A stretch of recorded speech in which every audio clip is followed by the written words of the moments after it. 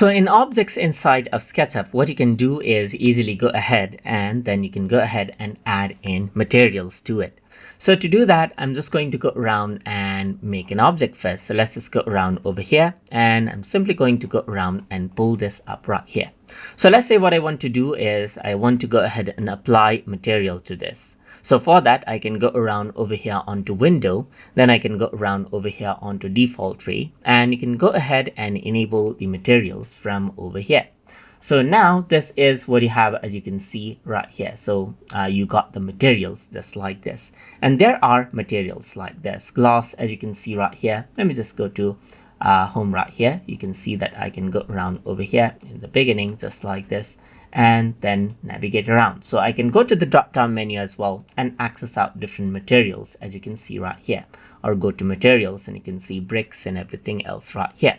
So now you can simply go ahead and select out a material that you want and you get this paint bucket tool right here. You can simply click and the material will be added out right here just like this, as you can see, just by clicking it.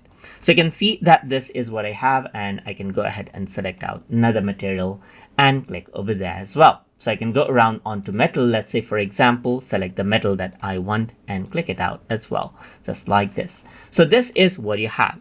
But if I were to go ahead and let's say for example, I'm going to go ahead and make a shape right here just like this. So you can see that I have a shape.